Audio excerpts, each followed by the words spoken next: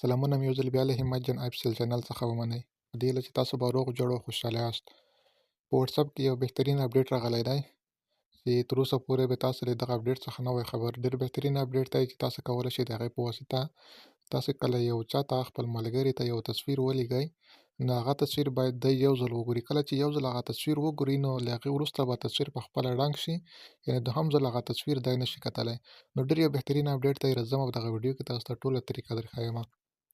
که تاسو زما چینل کې نوي یاست، زما چینل درسره سبسکرایب کړئ. او د هغې ترڅنګ زه تاسو ته د ټلګرام چینل لینک د ویډیو په ډسکرپشن کې پرېږدم. تاسو زما ټلګرام چینل کې هم جوین شئ ترڅو زما هره ویډیو هلته ټلګرام چینل کې هم تاسو ته پر وخت در ورسیږي. تاسو به راشئ خپل ټلګرام وبکئ، خپل واتساپ به راخلاص کړئ. صحیح ده. کله مو چې واتساپ راخلاص کړ، تاسو غواړئ یو ملګري ته تصویر واستوئ. صحیح ده. زه راځمه دغه یو ته تصویر استومه. کله چې تاسې دا تصویر اپشن باندې کلیک وکړ، یو تصویر زه رااخلمه. زه غواړم دغه تصویر ورته واستوم. صحیح ده. کله مو چې تصویر انتخاب کړ، نو دلته لاندې ګوره دغه ځای، صحیح ده، دغه ځای باندې به کلیک وکړئ. کله مو چې دا ځای باندې کلیک وکړ، دلته تاسو ته وایي چې تاسو فقط باید یو ځل، یعنې دا تصویر چې دی یو ځل باید دغه نفر وګوري.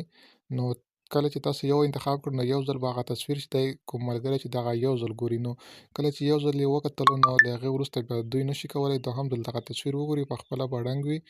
نو تاسو ته بیا دوهم ځل میسج کوي چې ما ته هغه تصویر راواستوئ. نو دا به ورته سینډ کړئ. صحیح ده. نو کله مو چې سینډ کړل، دلته وګورئ، نو فقط یو ځل چې دی دغه تصویر کتلی شي، دوهم ځل دغه تصویر نشي کتلی. صحیح ده. نو دوهم ځل به تاسو ته بیا حتمن میسج کوي چې دا تصویر یا میسج دی دغه زما نه ړنګ شوی دی.